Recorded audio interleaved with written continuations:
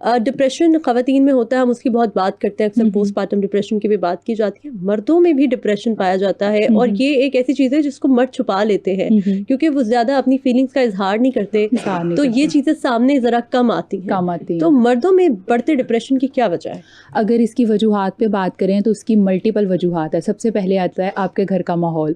आपके घर का माहौल कैसा है वो आपको ज़हनी मरीज़ कर देता है। अगर घर में जो है वो 24 आवर्स जो है वो लड़ाई झगड़ा हो रहा है या कोई फाइनेंशियल इशू है, आप जो है बैलेंस नहीं कर पा रहे, बच्चों की फ़ीस देनी है या कुछ भी देना है और आप इन चीज़ों को बैलेंस नहीं कर पा रहे, तो इसमें क्या होता है कि बहुत से मर्द हज़रात जो है वो अपनी जान ले लेते हैं। आपने इस तरह के मल्टीपल केसेस देखे होंगे जिसमें जो है वो फेमस पर्सनैलिटी थी, उन्होंने भी अपनी जान ली डिप्रेशन की वजह से। इसी तरह जिस तरह डिप्रेशन ख़वातीन को होता है मर्दों को भी होता है, लेकिन मर्दों को, ये आप किस फेमस पर्सनैलिटी की बात कर रहे हैं? फेमस पर्सनैलिटी CSS ऑफिसर थे बिलाल पाशा, उन्होंने मतलब डिप्रेशन की वजह से अपनी जान ले ली थी। और अक्सर एक मजहबी शख्सियत पे भी बात करें, उनके भी बेटे ने अपनी जान ले ली थी कि डिप्रेशन इतना स्वेयर होता है कि लोग अपनी जान ले लेते हैं। और हम इसको क्या समझते हैं, एक मामूली बीमारी कि डिप्रेशन है, घूम लो चल लो ठीक हो जाएगा, या पाकिस्तान की एक है कुछ भी हो सो जाओ नहा लो ठीक हो जाएगा। इस तरह नहीं होता। जिस तरह हम अपनी फ़िज़िकल हेल्थ का बहुत ख्याल रखते हैं, इस तरह हमारी मेंटल हेल्थ भी बहुत ज़रूरी है। अभी रिसेंटली हमने एक यूनिवर्सिटी का भी केस देखा, एक लड़के ने अपनी जान ली। ये भी आप समझते हैं कि डिप्रेशन एक वजह हो सकती है उस केस के पीछे? वैसे तो अभी तक क्लियर नहीं है कि व्हाट वाज द रीज़न और वो खुद उसने अपनी जान ली भी थी या नहीं, लेकिन आप क्या समझती हैं कि क्या ये डिप्रेशन एक वजह हो सकती है? अगर मैं इस केसेस पे बात करूं तो मैंने ऐसे मल्टीपल केसेस देखे हैं, यूनिवर्सिटीज़ के हों या कॉलेज के हों, स्टूडेंट को उनको बेसिक वजह जो है वो यूनिवर्सिटी और स्टडी कम होती हैं, लेकिन उनको जिस तरह बचपन में ट्रीट किया जाता है वो उनके डिप्रेशन की वजह बनती है। उनको बचपन में इस तरह ट्रीट किया जाता है, हर चीज़ उनके बोलने से पहले हासिल कर दी जाती है, तुमने इंतज़ार नहीं करना, ये चीज़ आपकी है। हम बच्चों को सब्र करना बताते ही नहीं है। हमारी एजुकेशन सिस्टम जो है वो क्या बता रही है, कामयाबी और नाकामी। नाकामी किसका नाम बता रही है, फेल हो गए नाकाम हो जाओगे, पास हो गए अच्छे नंबर ले लिए कामयाब हो गए। सिर्फ़ और सिर्फ नंबरों की दौड़ है। हमने बच्चों को सब्र करना नहीं बताया कि आपने सब्र कैसे करना है ज़िंदगी में। आपने अक्सर देखा होगा कि कहीं पे ट्रैफिक सिग्नल पे लोग जो है वो छोटी छोटी बात पे गाली गलौज शुरू कर देते हैं, आपे से बाहर हो जाते हैं, सब्र नहीं है। सिम्टम्स की अगर बात करें हम, तो ये क्या सिम्टम्स हैं जिससे आप ये अंदाज़ा लगा सकते हैं कि कोई शख्स डिप्रेशन का शिकार हो सकता है? और इनिशियल स्टेजेस पे, क्योंकि कभी कभी मर्दों को या घर वालों को भी ये नहीं पता होता कि वो इंसान जो है वो डिप्रेशन का शिकार है, तो वो क्या रीजंस हो सकते हैं? सबसे पहले तो ये है नींद की कमी। हर जो जहनी मर्ज है वो नींद ना आने की कमी की वजह से शुरू होता है। आपका स्लीप पैटर्न जो है वो अफेक्ट होता है। भूख का कम या ज़्यादा हो जाता है। कुछ लोगों को भूख बहुत ज़्यादा लगती है जिसकी वजह से वो ओवर वेट हो जाते हैं, वो स्ट्रेस वेट होता है। कुछ लोगों को भूख बहुत कम लगती है जिसकी वजह से वो अंडरवेट हो जाते हैं। और इसके अलावा आपका लाइफस्टाइल चेंज हो जाता है। कुछ लोग हद से ज़्यादा खुश अखलाक हो जाते हैं, बातचीत बहुत ज़्यादा करते हैं। कुछ लोग जो है बिल्कुल बात नहीं करते, म्यूट हो जाते हैं। अगर आपको अपने इर्द गिर्द कोई भी लोग है जिसको आप फील कर रहे हो कि ये पहले जैसा नहीं हुआ, तो एक दफ़ा उससे बातचीत करें। हमारा मसला ये है कि हम जज करना शुरू कर देते हैं, नहीं तुम्हें कुछ भी है, तुम ये कर लो। बात करें, उसे सुने और उसे समझे और उसे टाइम दें। फंक्शनल डिप्रेशन भी कोई चीज़ होती है?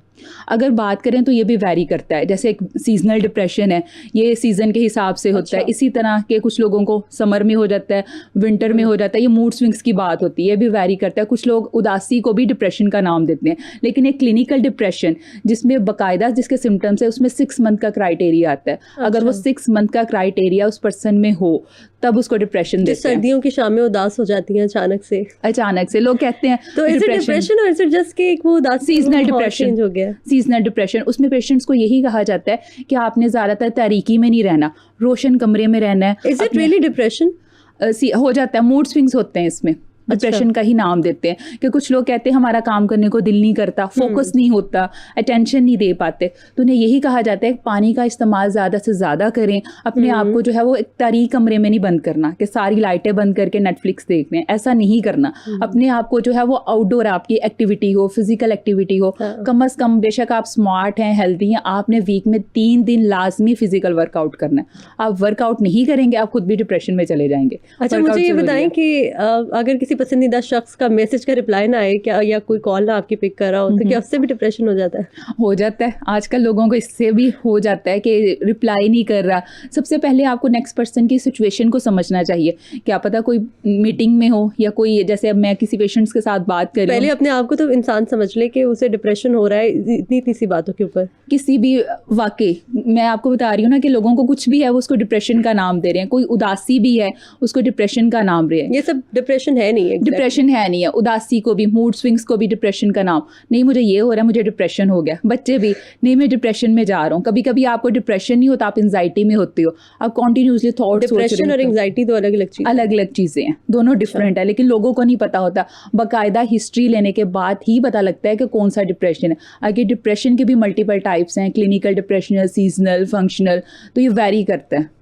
अच्छा, मुझे ये बताइएगा कि अगर एक प्रेग्नेंट खातून है और वो डिप्रेशन का शिकार है, क्योंकि हो जाता है, कुछ घरेलू मामलात ऐसे हो सकते हैं, कुछ फाइनेंशियल नीड्स ऐसी हो सकती हैं, तो वो जो बच्चा है, क्या ऐसा होता है कि वो बाय बर्थ डिप्रेशन का शिकार हो? Stressful pregnancy one of the major reason के बच्चा जो है वो ऑटिज्म और ADHD में होगा।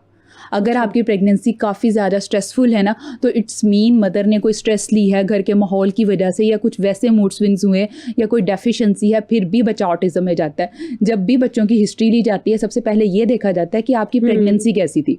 अगर प्रेगनेंसी में कोई स्वेयर ट्रॉमा फेस किया तो इट्स मीन बच्चे में ये इशू आएंगे। अगर मर्द जो है वो डिप्रेशन का शिकार है और उसकी बीवी प्रेग्नेंट है और जिसकी वजह से अब जो बच्चा है, क्या उसके ऊपर कोई असरात आएंगे उस डिप्रेशन के? डेफिनेटली। अगर मर्द है तो वो कैसे अपनी वाइफ का ख्याल रखेगा, मुश्किल हो जाएगा। इसीलिए जब अगर मदर में जो है वो खुद मूड स्विंग्स हैं, खुद एंगर इश्यूज हैं, तो यही इश्यूज जो हैं वो बच्चों में आ जाते हैं। फिर उनको बताया जाता है कि अब आपने बच्चों के 5 साल जो है वो किस तरह आपने मैनेज करने। अब कोई मदर आई है, उसका बेबी जो है वो 2 years का है, लेकिन वो बोल नहीं रहा, ऑटिज्म या ADHD में है, तो उनको यही कहा जाता है कि अब आपने बच्चे के साथ कैसे करना है। कुछ 5 एक्टिविटीज़ बताई जाती हैं कि आपने बच्चे को इस तरह लेकर चलना है और आपने इसको स्क्रीन टाइम, मोबाइल फ़ोन से दूर रखना है। अच्छा, मुझे ये बताइएगा कि हम देखते हैं कि अगर एक आदमी है, वो घर में बहुत ज्यादा चीखो पुकार कर रहा है, यानी गुस्से में आ जाते हैं, छोटी छोटी चीजों के ऊपर गुस्से में आ जाते हैं कि कोई चीज अपनी जगह पे नहीं है, या वो अचानक घर आया तो कोई माहौल बिगड़ा हुआ है, तो वो गुस्से में आ गए, तो कह देते हैं कि उसकी तो आदत है, वो तो बोलता रहता है, तो छोड़ दो, इग्नोर कर देते हैं उसको। तो क्या ये एक रीजन हो सकती है, या फिर ये एक सिम्टम हो सकता है कि वो शख्स जो है वो शायद किसी मेंटल प्रेशर में है, या उसको कोई एंग्जाइटी इशू है, या वो डिप्रेशन में जा रहा है? इसकी बहुत सी वजूहात हो सकती हैं। सबसे पहले कुछ लोग जो है वो गुस्से को ब्लड प्रेशर हाई होने का भी नाम देते हैं। इसका बीपी हाई हो जाता है, इसलिए गुस्सा करता है। क्या ये बीपी बॉस के सामने भी हाई होता है या नहीं, या वहाँ साइलेंट हो जाता है? अगर तो नहीं होता तो फिर इट्स मीन मुनाफकत भी है, या अटेंशन के लिए भी, कि मुझे अटेंशन मिले। कुछ लोग अटेंशन के लिए भी ना गुस्सा करते हैं, चीज़ों को तोड़ते हैं कि मुझसे बात करें, लोग मुझे जाने। जैसे एक मेरी पेशेंट थी, वो अपनी मदर, उसकी कोई बात नहीं ना मानती थी, वो अटेंशन सीकिंग के लिए कुछ भी हाथ काट लेती थी। एक दफ़ा उसने अपनी मदर से पूछा मुझे अपनी दोस्त के घर जाना, उसकी मदर ने परमिशन नहीं दी, उसने तेजाब हाथ में फेंक लिया। कि मतलब तो ये तो एक्सट्रीम केस हो गया ना, एक्सट्रीम केस है अटेंशन सीकिंग के लिए। लेकिन उसको किसी भी किस्म का कोई गिल्ट नहीं था। मैंने उससे पूछा आपको पेन नहीं हुई, कहती कुछ भी नहीं हुआ। क्या वजह होती है इतना एक्सट्रीम जो इंसान चले जाता है सिर्फ अटेंशन के लिए, कि मेरी मदर मुझे अटेंशन दे, मेरे साथ अटैच रहे। ये कि उसका कोई बचपन का ट्रॉमा होता है, ये बचपन का एक ट्रॉमा होता है। पर्सनालिटी की एक टाइप होती है बॉर्डरलाइन पर्सनालिटी डिसऑर्डर। इसमें जितने भी पेशेंट्स होते हैं ये अटेंशन के लिए ये सब करते हैं। अगर आपका पार्टनर आपको रिप्लाई नहीं करता, फिर ये इस तरह करेंगे, मैं अपनी वेन काट रही हूँ, मैं ये कर रही हूँ, और करते भी हैं। ये नहीं कि सिर्फ डराते हैं, एक्चुअल में मर्द हज़रात भी ऐसे ही करते हैं, मोस्टली करते हैं। कभी आपने देखा कि कोई मर्द आपके पास आया हो जो इस तरह से डिप्रेशन का शिकार हो, जिसको अटेंशन चाहिए हो, और वो कोई ऐसी हरकत कर रहा है कि वो अपना हाथ काट रहा है, इस तरह की चीज़ें? होता है। मर्द हजरात की बात करें तो मर्द हजरात भी होते हैं, लेकिन कहीं ना कहीं ये फीमेल्स में ज़्यादा है। मर्द हजरात में अगर बात करें तो इनमें नार्सिसिस्टिक ज़्यादा होती है, जैसे खुद पसंदी। उनमें ये होता है कि मैं बहुत ज़्यादा हूँ, नार्सिसिस्ट होते हैं जी, वो ज़्यादा नार्सिसिस्टिक की तरफ जाते हैं। और फीमेल की बात करें, ये बॉर्डरलाइन पर्सनालिटी की तरफ जाती हैं, कि अटेंशन की तरफ। ये जो नार्सिसिस्ट मर्द होते हैं, आप ये कहना चाह रही हैं कि वो डिप्रेशन का शिकार हो सकते हैं? डिप्रेशन का बिल्कुल, अटेंशन सीकर्स होते हैं उनमें। हाँ, डिप्रेशन के इश्यूज भी होते हैं और एंजाइटी के इश्यूज भी होते हैं। डिप्रेशन के इश्यूज इसलिए, डिप्रेशन इज अ डिजीज, बीमारी होती है, but attention seeking is not a disease. Attention seeking में एक पर्सनालिटी डिसऑर्डर आ जाता है, बॉर्डरलाइन पर्सनालिटी डिसऑर्डर, जिसमें जो 18 साल की एज के बाद डायग्नोस होता है। इसमें जो होता है, पर्सन जो है वो अपनी जॉब स्टेबल नहीं कर पाता, उसके कोई रिलेशनशिप जो है वो स्टेबल नहीं होते। अटेंशन के लिए वो इस तरह के काम करता है। और कभी अपना नब्स काट ली, कभी कुछ कर लिया। How to deal with such people? इनको जो है वो बहुत मुश्किल होता है, क्योंकि स्पेशली मैन, क्योंकि आपने कहा कि नार्सिसिस्ट पर्सनालिटीज होती हैं, तो वो तो बड़े खतरनाक किस्म के लोग मेरे पास होते हैं। एक केस था, कपल था, उसमें जो उसका हस्बैंड था वो नार्सिसिस्टिक पर्सनालिटी डिसऑर्डर था। लेकिन सबसे पहले तो इनमें एक्सेप्टेंस ही नहीं होती, उनको यही नहीं लगता कि हम कुछ गलत कर रहे हैं, उनको यही लगता है कि हम जो भी हैं बिल्कुल ठीक कर रहे हैं। अगर आप मेरी दोस्त हो तो वाओ तुम कितनी लकी हो, तुम मेरी दोस्त हो, मतलब खुद को बढ़ा चढ़ा कर पेश करना। उसकी वाइफ कहती थी मैं इसकी सुबह से लेकर शाम तक तारीफ करती हूँ, लेकिन फिर भी ये कहता है कि तुम मुझे अप्रिशिएट नहीं कर रही, कि सारा दिन मैं इसकी तारीफ़ करती रहूँ इसके कामों की, फिर भी नहीं। और इस तरह के पार्टनर के साथ मतलब गुजारा करना बहुत मुश्किल है। और आफ्टर जो है उनकी मैरिज के 10 साल के बाद वो काउंसलिंग के लिए आया। अच्छा, अगर मर्दों में डिप्रेशन हो, ये तो नार्सिसिस्ट तो एक तो पर्सनालिटी डिसऑर्डर है, हम इन दो चीज़ों को मिक्स नहीं कर सकते, ये तो मुख्तलिफ चीज़ें हैं। अगर मर्दों में डिप्रेशन हो तो वो फिर अपनी बीवियों के ऊपर कोई गुस्सा ज़्यादा करते हैं, बिल्कुल, या उनके ट्रेट्स बिल्कुल ही चेंज हो जाते हैं, या वो चाहते हैं कि उनको टाइम ज़्यादा दिया जाए, उस केस में क्या किया जाए, कैसे डील किया जाए? कुछ हजरात जो होते हैं वो बिल्कुल ही चुप हो जाते हैं, मतलब कुछ नहीं बोलते। कुछ जो है वो बहुत ज़्यादा गुस्सा करते हैं, चिड़चिड़ापन काफ़ी ज़्यादा आता है। अब ये देखा जाता है डिप्रेशन किस लेवल का है, किस टाइप का है, घर के माशी इशू की वजह से या बीवी ही डिप्रेशन की वजह। समटाइम बीवी ही डिप्रेशन की वजह होती है। जैसे कि एक केस था, उसमें बीवी की फरमाइश थी मुझे अलग घर दिया जाए, मैंने तुम्हारे माँ बाप के साथ नहीं रहना। तो उसमें क्या किया, उसने अपनी जान ले ली। तो डिप्रेशन की वजह कौन थी? बीवी थी।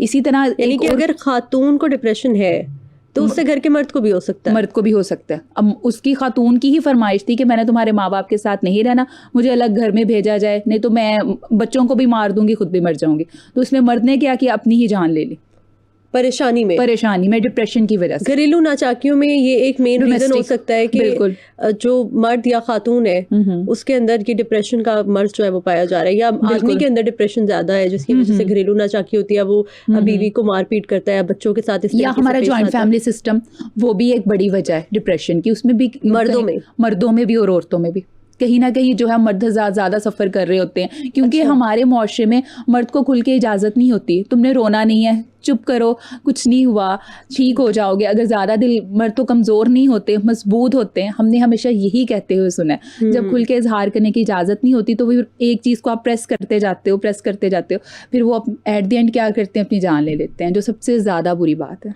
वो कहते हैं ना, मर्द को दर्द नहीं होता, हालांकि दर्द तो होता है। तो ऐसे ही है। मतलब हम क्यों नहीं अलाउ करते मर्द हजरात को कि अच्छा ठीक है, if you are not feeling good, तो जैसे औरतें रो लेती हैं, और रोना इज नॉट अ थिंग कि जिसकी वजह से वो अपने आप को कम दिखा रही हैं या वो बहुत कमजोर है। इट्स अ शील्ड कि वो उस टाइम पे बस कैथारसिस है, कि वो उस टाइम पे बस रो ली, उन्होंने अपना निकाल दी भड़ास, और अब बस अब उन्हें कोई कुछ नहीं कह सकता, कोई कुछ नहीं। और उनको ये भी लगता है अगर रोऊंगा तो मर्दों के केस में क्यों नहीं करते, जजमेंटल हो जाते हैं, फौरन जज करना शुरू कर देते, तुम रो रहे हो, क्या हुआ, कोई बात है। मर्द तो रोते नहीं है, मर्द तो जो है वो जनाजों को दफनाते हैं, वो तो इतने बहादुर होते हैं, स्ट्रॉन्ग होते हैं, बहादुर बनो, कुछ नहीं हुआ। अगर कोई बात है, नमाज पढ़ लो। हम कहीं ना कहीं डिप्रेशन को जो है मजहब के साथ भी रिलेट करते हैं। वो कोई अगर परेशानी में हो तो कहते मर्द का बच्चा बन, ऐसे नहीं चल सकते, नमाज पढ़ लो, ये कर लो, मूड बेहतर हो जाएगा। अलाउ नहीं हम उन्हें करते, एक रीजन है कि जिसकी वजह से अगर वो कोई एंजाइटी इश्यूज है तो वो डिप्रेशन में तब्दील हो जाते हैं। हमें यही अलाउ करना चाहिए कि कम से कम जो भी हमारे स्टूडेंट्स हैं या कोई भी जो है वर्क प्लेस पे अगर डिप्रेशन का शिकार है, उन्हें हम इस काबिल बनाएं कि वो दूसरों से हेल्प ले सकें। मदद मांगना जो है वो कमज़ोरी नहीं है, समझदारी है। कमज़ोरी ये कि आप अपनी जान ले रहे हैं, ये आप अवेयरनेस से ही कर सकते हैं। अच्छा, अगर एक इंसान को डिप्रेशन है, अब हमारे यहाँ कोई इतना ज़्यादा रुझान नहीं है कि हम फौरी तौर पर डॉक्टर को कंसल्ट करें या साइकोलॉजिस्ट को कंसल्ट करें, या आप अगर किसी को ये कह दें कि भाई आप साइकोलॉजिस्ट से कंसल्ट कर लें, तो पहला तो इंप्रेशन वो ये लेते हैं कि तुम मुझे पागल समझ रहे हो कि मैं दिमाग के डॉक्टर के पास जाऊँ और मैं उसे जाके अपने मसाइल बताऊँ या अपने घर की बातें किसी बाहर की शख्स को बताऊँ। तो इस तरह के केस में आप इस तरह के शख्स के साथ कैसे डील करें कि आप उसकी मदद कर सकें किसी तरीके? अगर पहले की बात करें ना, तो पहले केसेस जो थे, लोग बिल्कुल भी हेल्प लेने के लिए नहीं आते थे। उन्हें यही लगता था हम पे टैग लगा दिया जाएगा कि हम डिप्रेशन में हैं। हम मर्दों को इसलिए भी अलाउ नहीं करते कि पहले अगर जब मैं इंटर्नशिप वगैरह कर रही थी तो मैंने डिफरेंट हॉस्पिटल्स में देखा, बहुत कम थे कि लोग जो आते थे, मतलब स्वेयर स्टेज पे थे तब ही आते थे कि इसको जो है वो किसी काम में दिल नहीं लगता और जो है वो अपनी जान लेने की इसने कई बार कोशिश की है। लेकिन अगर आजकल के टाइम की बात करूँ तो सोशल मीडिया की वजह से कहीं ना कहीं फिर भी अवेयरनेस है, लोग जो है वो हेल्प लेने के लिए आते हैं, वो अपना मसला जो है वो डिस्कस करते हैं। लेकिन फिर भी उनके माइंड में ये बात होती है है कि हमें जो है वो पागल तो नहीं कंसीडर कर दिया जाएगा, हमें जज तो नहीं किया जाएगा। सबसे ज़्यादा उनके माइंड में यही बात होती है कि हमें पागल मत करें, हमें जज मत करें। उन्हें यही कहा जाता है कि हम आपको जज नहीं कर रहे, नॉन जजमेंटल होके आप जो भी बातें करेंगे वो सिर्फ आपके और हमारे दरमियान होगी। बाकायदा एक एग्रीमेंट साइन करवाया जाता है कि आपने जो भी आपने बातें की हैं वो हमारे और आपके दरमियान होगी।